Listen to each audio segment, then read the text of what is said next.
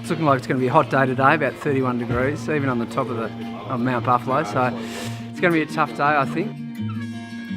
I think Stanley's going to be a problem again. That's a tough hill. Haven't ridden around the high country before, but certainly looking forward to the ride, and the legs are feeling pretty good at the moment, but let's see how they go at the end of the 172 Ks. It's an amazing cause, especially when you hear the stories about the kids that have to go without for breakfast. I hadn't really known much about the hunger problem, especially for young kids in Australia, so this has been a real eye-opener, and it's really stirred a big passion for me to get involved. What I really wanted to make sure with this ride is that it was hard. So it's a 170k bike ride over one day through some of the most picturesque countryside of Victoria.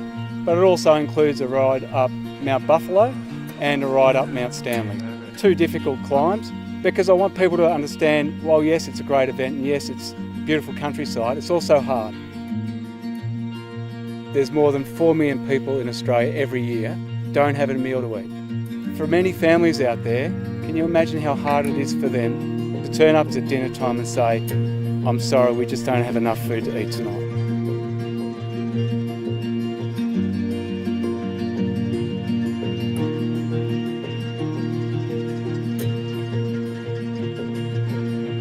I think we're making really good time. I think we're a bit quicker than last year. Everyone's working well together. There's certainly some strong guys out there. That was pretty tough. Yeah, 20k continuous, up and up. But did get a chance to take in some of the views. They're just, breathtaking when you turn around some of those hairpins and see those gorges. As tough as it was, a lot of people out there doing it a hell of a lot tougher. When the chips are down, that's when you knuckle down and get through it.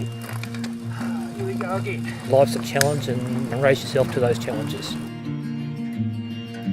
I can't tell you how delighted, thrilled and over the moon I am that Montagues and Jazz Apples are a part of this event. I think it's very important as growers that we understand the hardships that some people go through. We do live in a country that has such an amazing array of food. It's some of the freshest, greenest, cleanest product in the world.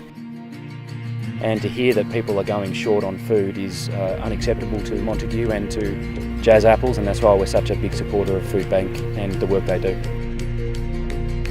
I think it's been a really well organised event. Feels like we're in a peloton with a bunch of pros, and yeah, you feel safe.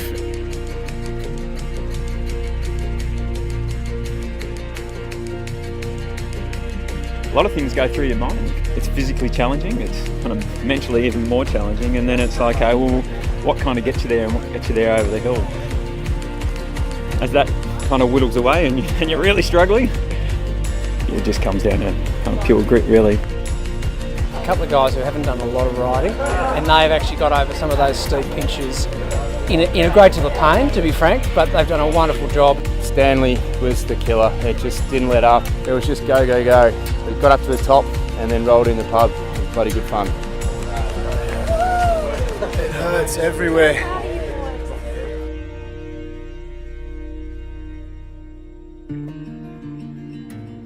The Hunger Ride's a great way of bringing the community together.